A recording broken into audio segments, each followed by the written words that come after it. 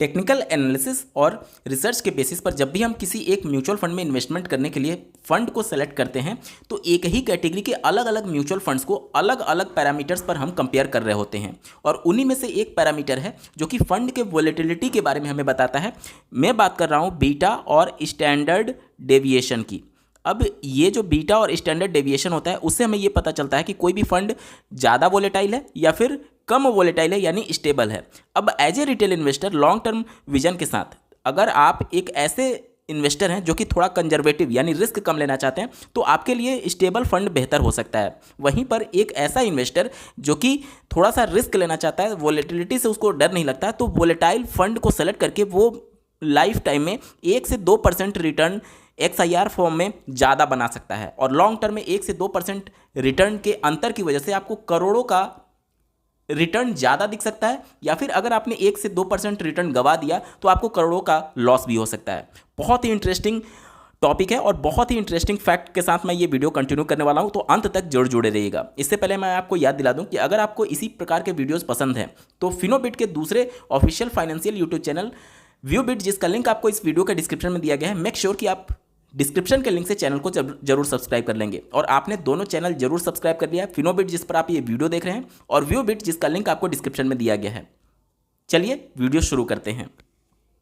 अब जब भी वोलेटिलिटी की बात आती है तो स्मॉल कैप कैटेगरी के जो म्यूचुअल फंड होते हैं वो ज़्यादा वोलेटाइल माने जाते हैं, इसलिए मैंने ये यहाँ पर स्मॉल कैप कैटेगरी को सेलेक्ट किया हुआ है।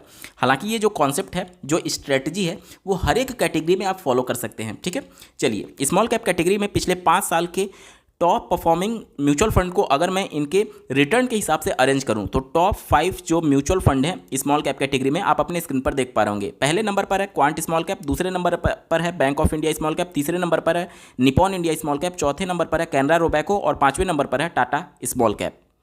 अब जो पांचों फंड हमने देखा, Nippon, quant, Tata, bank of India और कैनरा रोबैको, उन सबको मैंने यहाँ पर कंपेयर किया हुआ है। ठीक है, अगर सबके इंसेप्शन डेट की बात करें तो यहाँ पर आप देख पा रहे होंगे 2 फंड ऐसे हैं जिनको 10 साल से ज़्यादा का समय हो चुका है, 2 फंड ऐसे हैं जिनको 6 साल का समय हुआ है और एक फंड ऐसा है जिसको अभी 5 साल का समय हुआ है। तो मोटा मोटी मैंने यहाँ पर जो कंपेयर किया है वो रिटर्न के बेसिस पर पिछले 5 साल में जो सबसे ज़्यादा रिटर्न देने वाले स्मॉल कैप कैटेगरी के फंड हैं उनको मैंने सेलेक्ट किया हुआ है। यहाँ पर टाइम होराइजन के हिसाब से या फिर AUM हिसाब से मैंने यहाँ पर सेलेक्ट नहीं किया हुआ है। मैं आपको रिटर्न वाइज यहाँ पर कंपेयर करके बताना चाहता हूँ, जो मैं समझाना चाहता हूँ उसको ध्यान से सुनिएगा।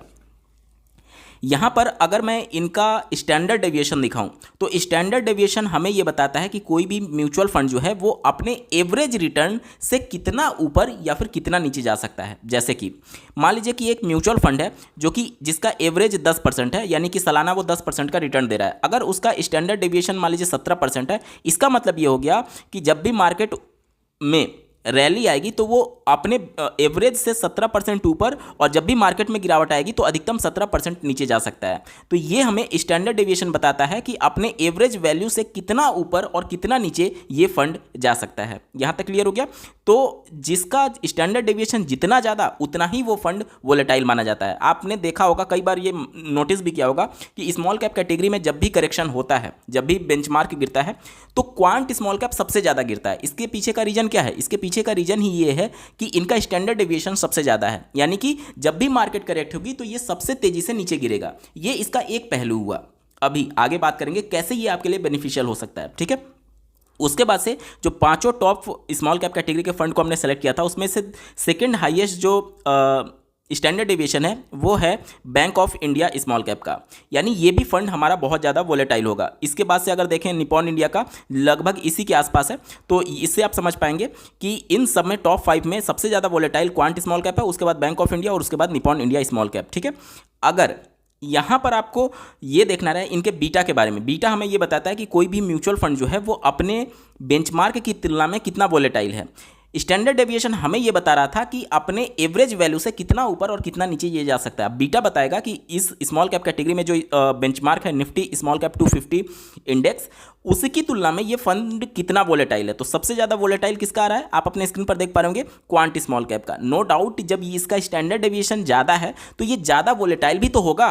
इसके बाद से जो सेकेंड हाईएस्ट है वो निपॉन इंडिया का है और थर्ड वाला आप अपने स्क्रीन पर देख पा रहे होंगे वो बैंक ऑफ इंडिया का है। ठीक है, अब आपके मन में सवाल आएगा कि बैंक ऑफ इंडिया का तो यहाँ पर ज़्यादा था स्टैंडर्ड डिविएशन इससे, तो ये लगभग आसपास ही था, इस वजह से आपको देखने को यहाँ पर मिलेगा कि इनका जो बीटा है वो थोड़ा सा ज़्यादा है। वो भी बीटा अगर आप देखेंगे तो लगभग सेम है, 0.01% का ही केवल डिफरेंस है। बीटा हमें बताता है कि अपने बेंचमार्क से ये कितना वोलेटाइल होगा। ठीक है, यहाँ तक क्लियर हो गया। इसके बाद जो अल्फा है वो हमें बताता है कि अपने जो बेंचमार्क है उससे कितना ज़्यादा ये रिटर्न बना करके देगा। तो सबसे ज़्यादा जो अल्फा है वो इस समय टाटा का है, सबसे ज़्यादा अल्फा टाटा का है, और सेकंड हाईएस्ट जो अल्फा है वो निपॉन इंडिया स्मॉल कैप का है। और रिटर्न वाइज पिछले 5 साल का अगर आप रिटर्न देखेंगे तो क्वांट के बाद निपॉन इंडिया स्मॉल कैप का नंबर आता है। क्वांट का अभी हाल ही में परफॉर्मेंस थोड़ा सा डाउन हुआ है, नहीं तो इनका परफॉर्मेंस हमेशा टॉप पर रहता था। अभी थोड़ा सा पिछले 1 क्वार्टर से इनका परफॉर्मेंस डाउन हुआ है। ठीक है, अब अगर मैं सभी फंड्स जो 5 फंड हमने सेलेक्ट किया था इनमें 1 साल, 3 साल, 5 साल और 10 साल के इनके परफॉर्मेंस को ट्रैक करूं और कैटेगरी एवरेज और निफ्टी स्मॉल कैप का जो 250 बेंचमार्क है उससे कंपेयर करें, तो 1 साल में जो बेंचमार्क का रिटर्न है वो 46.2% का है। आप अपने स्क्रीन पर देख पा होंगे कैनरा रोबैको पिछले 1 साल में अपने बेंचमार्क को बीट नहीं कर पा रहा और कैटेगरी एवरेज को भी बीट नहीं कर पा रहा है। वहीं पर बाकी सब जो फंड है वो बीट कर पा रहे हैं। 3 साल के अगर डेटा के हिसाब से देखें तो जो बेंचमार्क है उसका रिटर्न 24% है, और 3 साल में अगर आप देखें तो कैनरा रोबैको का जो रिटर्न है वो लगभग बेंचमार्क के आसपास है। बाकी के जो फंड हैं उनका परफॉर्मेंस अच्छा है। ठीक है, इसके बाद से अगर हम लोग बात करें 5 साल के रिटर्न के मामले में, तो जो स्मॉल कैप का बेंचमार्क है उसका 30.86 है, और यहाँ पर आप देख पाएंगे लगभग सभी ने इस बेंचमार्क को बीट किया हुआ है 5 साल में। 10 साल का अगर मैं डेटा दिखाऊं तो लगभग 17% के आसपास बेंचमार्क है, और 10 साल पुराना केवल 2 ही फंड था, मैंने आपको स्टार्टिंग में ही बताया था, और दोनों इसको बीट कर पा रहे हैं। अगर मैं बात करूं सिंस इंसेप्शन, मतलब कि जब से ये फंड लॉन्च हुआ है तब से रिटर्न की बात करें, तो यहाँ पर आप देख पा रहे होंगे 17.1% का बेंचमार्क का रिटर्न है, और यहाँ पर देख पा रहे होंगे सबसे कम जो है वो क्वांट का यहाँ पर आपको देखने को मिलेगा, क्योंकि एक तो ये 10 साल पुराना फंड है, यही 2 फंड केवल 10 साल पुराने हैं, निपॉन इंडिया और क्वांट। बाकी का जो अभी आप देख पा रहे होंगे जो कि 5 से 6 साल ही पुराना है, तो इनके सिंस इंसेप्शन का मतलब कि ये पिछले 5 से 6 साल का ही रिकॉर्ड आपको बताया जा रहा है। ठीक है, तो इसको देख करके कंफ्यूज मत होइएगा कि ये फंड ज़्यादा अच्छा है। ये फंड को अभी 5 से 6 साल ही समय हुआ है और हैवी करेक्शन इन्होंने अभी देखा नहीं है। वहीं पर क्वांट की बात करें तो देखिए क्वांट का परफॉर्मेंस जो है वो सिंस इंसेप्शन लगभग 20% के आसपास है। अब आपको ये भी कंसीडर करना होगा कि क्वांट जो है 2018 में स्कॉट एक एएमसी हुआ करती थी उसको एक्वायर किया है, तो क्वांट का जो परफॉर्मेंस है वो 2018 से ही हमें कंसीडर करना पड़ेगा। इससे पहले तो स्कॉट का जो परफॉर्मेंस था उसको ये ओवर राइट कर रहे हैं, मतलब कि एक तरीके से आप समझ लीजिए उसको ये ढो रहे हैं। तो क्वांट का परफॉर्मेंस आपको 2018 के बाद ही देखना होगा, उससे पहले स्कॉट था जिसको एक्वायर किया था क्वांट ने। ठीक है, तो इसको देख करके कंफ्यूज मत होइएगा कि सिंस इंसेप्शन इतना कम रिटर्न कैसे आ रहा है। ठीक है, चलिए अब जैसे हमने स्टैंडर्ड डेविएशन के बेस पर हमने ये देखा था कि कौन सा फंड ज़्यादा वोलेटाइल है, तो क्वांट सबसे ज़्यादा हाईएस्ट वोलेटाइल आ रहा था, उसके बाद से बैंक ऑफ इंडिया आ रहा था, उसके बाद से यहाँ पर आपको निपॉन इंडिया देखने को मिल रहा था।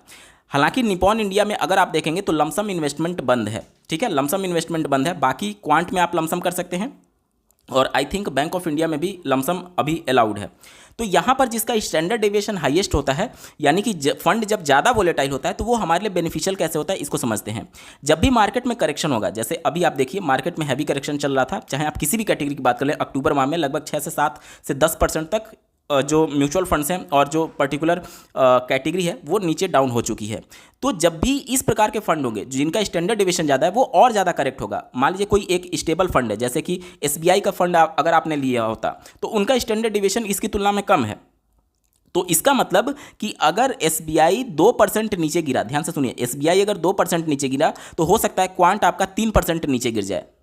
उम्मीद कर रहा हूं आपको समझ में आ रहा होगा क्यों ऐसा होगा, क्योंकि स्टैंडर्ड डेविएशन क्वांट का ज़्यादा है और एसबीआई का कम है। यहाँ पर मैं हाइपोथेटिकल डेटा ले रहा हूँ, एग्जैक्टली मत समझिएगा कि यहीं इतना ही परसेंट गिरेगा, मैं हाइपोथेटिकल डेटा के हिसाब से आपको समझाने की कोशिश कर रहा हूँ। अब जब एसबीआई में केवल 2% मार्केट करेक्ट हुआ और अगर उस 2% पर मैं 1 लाख रुपया इन्वेस्ट करता हूँ सपोज करिए, और यहाँ पर मार्केट 3% करेक्ट हुआ और यहाँ पर मैं 1 लाख यहाँ पर भी इन्वेस्ट करता हूँ, तो ज़्यादा फायदा मुझे किस में होगा? ज़्यादा फायदा मुझे ज़्यादा वोलेटाइल फंड में होगा। क्यों ज़्यादा फायदा होगा? क्योंकि जब मार्केट ऊपर जाएगा तो चूंकि इसका स्टैंडर्ड डिविएशन ज़्यादा है तो ये एसबीआई से ज़्यादा तेज़ी से ऊपर भागेगा। मतलब कि एक तो हमने सस्ते में एसबीआई से सस्ते में खरीदा, क्योंकि यहां पर मार्केट 3% करेक्ट किया था, और जब मार्केट ऊपर रैली देगा तो ये और तेजी से हमारा रिटर्न बना करके देगा। मतलब कि अगर अभी जो नॉर्मल पोजीशन है यहां पर ही अगर केवल फंड आ जाए तो हमें 3% का तो रिटर्न यहीं पर मिल जाएगा। हालांकि 3% नहीं बल्कि उससे ज़्यादा होगा। कैसे, इसको समझते हैं।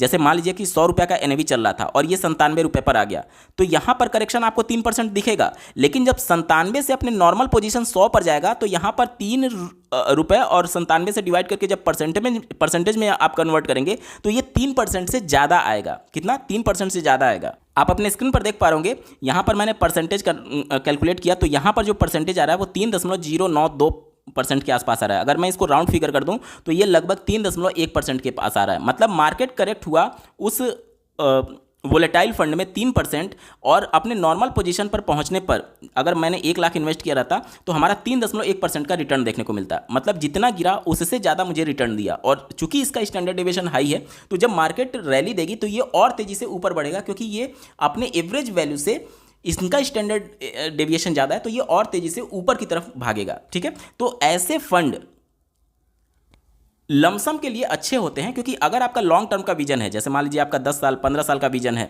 तो इन 10 साल 15 साल में बहुत ऐसे मौके आएंगे जब आपके पास एक्स्ट्रा मनी होगा और आप लमसम करने पर विचार कर रहे होंगे। तो ऐसे फंड जो कि बहुत ज़्यादा वोलेटाइल हैं उसमें आपको बहुत ज़्यादा मौके मिलेंगे, और ऐसे फंड जो कि कम वोलेटाइल है उसमें एक तो गिरावट कम होगी, और गिरावट कम होगी तो आपको मौके कम मिलेंगे। तो देखिए, दोनों चीज़ों को आपको कंसीडर करना है। अब यहाँ पर बहुत सारे लोग इसको देख करके केवल वोलेटाइल फंड की तरफ आकर्षित हो सकते हैं, तो आपको आपका रिस्क एपेटाइट देखना है। आप किस प्रकार के इन्वेस्टर हैं? कहीं मार्केट करेक्ट हो रही है तो आप उसको अपॉर्चुनिटी के तौर पर ले रहे हैं, या फिर अपने पोर्टफोलियो को रेड होता हुआ देख करके आपके मन में घबराहट आने लगती है। तो ये सारी चीज़ों को आपको खुद से एनालाइज करना होगा कि गिरते हुए मार्केट में भी आप हाई रिटर्न कैसे बना सकते हैं। अब जैसे मैंने यहाँ पर आपको दिखाया कि एक मार्केट गिरने पर 2% गिरा और एक मार्केट गिरने पर 3% गिरा, तो 3% वाला मुझे ज़्यादा मौके देगा लमसम इन्वेस्टमेंट करने के लिए, और ये हमें ज़्यादा रिटर्न बना करके देगा। अगर लॉन्ग टर्म में मान लीजिए 1% का ही अंतर आया रिटर्न में, तो देखते हैं कि अगर मेरी 20,000 की एसआईपी चल रही है तो 20 साल बाद इस 1% की वजह से कितने का अंतर आ जाएगा। अब स्मॉल कैप कैटेगरी का ही मैं एग्जांपल लूं, और मैं ये हाइपोथेटिकल डेटा ले रहा हूं कि एक रिटेल इन्वेस्टर जिसका एसआईपी मोड में स्मॉल कैप कैटेगरी के म्यूचुअल फंड में 20,000 मंथली एसआईपी जा रही है, और एक्सपेक्टेड रेट ऑफ रिटर्न में 17% मान करके चला हूं, और ये ऐसे फंड की बात हो रही है जो कि काफ़ी स्टेबल है। यानी मार्केट जब भी करेक्ट होगी तो ये कम गिरेगा। उस कंडीशन में मैं ये मान करके चला हूँ कि अगर 17% हमें रिटर्न मिला एनुअली, और आने वाले 20 साल तक मैं अगर ये एसआईपी कंटिन्यू करता हूँ, तो मेरा जो टोटल कॉर्पस बनेगा वो 4 करोड़ 4 लाख के आसपास बनेगा। आंकड़े आप अपने स्क्रीन पर ध्यान से देख लीजिए, 4 करोड़ 4 लाख। ठीक है, वहीं पर अगर मैं एक ऐसे फंड को सेलेक्ट करता हूँ जो कि काफ़ी वोलेटाइल है, और जब ज़्यादा वोलेटाइल है तो और तेज़ी से नीचे गिरेगा, और जब यहाँ पर एज ए लमसम इन्वेस्टमेंट अगर आप करते हैं तो और तेज़ी से ऊपर भी उठने की संभावना रहेगी। तो मैं ये मान करके चलता हूँ कि हर एक गिरावट में रिटेल इन्वेस्टर के द्वारा यहाँ पर इन्वेस्टमेंट किया गया, और जब भी आप गिरावट में इन्वेस्टमेंट करते हैं तो आपका ओवरऑल जो XIRR होता है वो कुछ बढ़ने की संभावना रहती है। अब इससे पहले मैं स्टेबल फंड में 17% एक्सपेक्ट कर रहा था, और एक ऐसे फंड जो कि बहुत ज़्यादा वोलेटाइल है और इसमें बीच बीच में लमसम किया गया, और इसकी वजह से अगर 1% भी आपका रिटर्न बढ़ा तो उसी सेम अमाउंट की एसआईपी के साथ आने वाले 20 साल में जो आपका कॉर्पस बनेगा वो आप अपने स्क्रीन पर देख करके चौंक जाएंगे। यहाँ पर जो आपका कॉर्पस बनेगा 4 करोड़ 68 लाख का बनेगा, वहाँ पर आपका 4 करोड़ 4 लाख का बन रहा था। यानी मोटा मोटी 64 लाख का आपका अंतर देखने को मिलेगा, सिर्फ और सिर्फ एक ऐसे फंड की वजह से जो कि वोलेटाइल था। और इस वोलेटाइल नेचर को देख करके हम लोग घबरा जाते हैं, जबकि ये हमारे लिए मौके हैं। आज जो अक्टूबर में गिरावट हुई है पूरे न्यूज़ मीडिया में, और ये सभी खबरें चलती हैं कि इन्वेस्टर्स का इतना पैसा डूब गया, इतना पैसा निगेटिव में चला गया। एक्चुअली वो पेपर में आपको लॉस दिख रहा है, आपका पोर्टफोलियो में वो लॉस दिख रहा है। जब तक आप उसे पैसे निकालेंगे नहीं, वो एक्चुअली में आपका लॉस नहीं है। तो लॉस होता नहीं है, लॉस हम अपनी वजह से, अपनी गलतियों की वजह से खुद कर लेते हैं। तो एज ए रिटेल इन्वेस्टर आपको खुद एनालाइज करना होगा कि आप किस प्रकार के इन्वेस्टर हैं, कंजर्वेटिव या फिर थोड़ा रिस्क ले सकते हैं, थोड़ा बीच बीच में आप लमसम कर सकते हैं। आप वोलेटाइल फंड की तरफ जब जाते हैं तो आपके पास ज़्यादा मौके होते हैं अच्छा रिटर्न कमाने के लिए। और नो डाउट जब आपका लॉन्ग टर्म का विजन है 10 साल से ऊपर का, तो वोलेटाइल फंड ज़्यादा बेहतर आपको रिटर्न बना करके दे सकता है। अगर मान लीजिए कि आप लमसम नहीं भी करते हैं, 1 मिनट के लिए अगर मान लेता हूं कि लमसम नहीं भी करते हैं, जैसे कोरोना पीरियड में जो हैवी करेक्शन देखने को मिला, या फिर अक्टूबर माह में देख लीजिए जो हैवी करेक्शन देखने को मिला लगभग 7 से 10%, तो यहाँ पर ऐसे फंड भी आपके ज़्यादा गिरेंगे जो कि वोलेटाइल होंगे। अब उस मान लीजिए कि जैसे आप 2008-9 वाली गिरावट देखेंगे तो लगभग एक साल तक मार्केट में 30% 40% मार्केट में करेक्शन हो चुका था। 2008-9 की बात मैं बता रहा हूँ जब रिसेशन का था। तो उस एक साल में आपका टोटल कितना एसआईपी का इंस्टॉलमेंट पे होगा? 12 एसआईपी का इंस्टॉलमेंट पे होगा। और ये 12 एसआईपी जो आपकी जाएगी वो अगर वोलेटाइल फंड में होगा तो यानी कि ज़्यादा गिरावट में आपकी एसआईपी जा रही है। वहीं पर कोई एक ऐसा फंड है जो कि स्टेबल है तो इन 12 एसआईपी में वो कम गिरा होगा और उस वजह से आपको कम यूनिट अलॉट हो रहा होगा। कहने का मतलब कि स्टेबल फंड जो है वो कम ही गिरा होगा और उस दौरान जो आपको यूनिट अलॉट हो रहे होंगे वो कम हो रहे होंगे। और वहीं पर जो एक ऐसा फंड है जो कि बहुत ज़्यादा वोलेटाइल है तो उससे पहले मतलब मार्केट गिरने से पहले जो आपको यूनिट अलॉट हो रहे थे आपके उसी अमाउंट के एसआईपी पर, और अब जब मार्केट करेक्ट हुआ तो वो तेजी से नीचे गिरेगा क्योंकि वो वोलेटाइल फंड है। तो अब यहां पर आपको ज़्यादा यूनिट अलॉट होने की संभावना रहेगी। तो नो डाउट आप भले आप वहां पर लमसम इन्वेस्टमेंट ना कर रहे हो लेकिन आपकी एसआईपी जो रेगुलर बेस पर चल रही है उसी की वजह से आपका यहां पर प्रॉफिट हो सकता है जब आप एक वोलेटाइल फंड को सेलेक्ट करते हैं। और ऐसे वोलेटाइल फंड का सिलेक्शन तभी आपको करना चाहिए जब आपका विजन लॉन्ग टर्म का हो और लॉन्ग टर्म में आप ऐसे वोलेटाइल फंड से अच्छा खासा रिटर्न बना सकते हैं। देखिए इसका पॉजिटिव पॉइंट भी होता है और निगेटिव पॉइंट भी होता है। कई बार ये पॉजिटिव पॉइंट काम कर जाता है और कई बार निगेटिव पॉइंट हावी हो जाता है पॉजिटिव पर, और अगर आप अपने इमोशंस को कंट्रोल नहीं कर पाते हैं तो आप अपना ही लॉस करा बैठते हैं। तो इन सभी चीज़ों के बारे में एनालिसिस करना और रिसर्च करने के बाद ही आप कोई डिसीजन लीजिएगा। ये सिर्फ और सिर्फ एजुकेशन पर्पज के लिए वीडियो बनाई गई है। आपको ये वीडियो कैसा लगा, मेरा एफर्ट कैसा लगा, कमेंट के माध्यम से जरूर बताइएगा और ऐसे ही महत्वपूर्ण अपडेट के लिए इस चैनल को सब्सक्राइब करना ना भूलें। इस वीडियो को देखने के लिए आपका बहुत बहुत धन्यवाद। भगवान करे आपका दिन शुभ हो।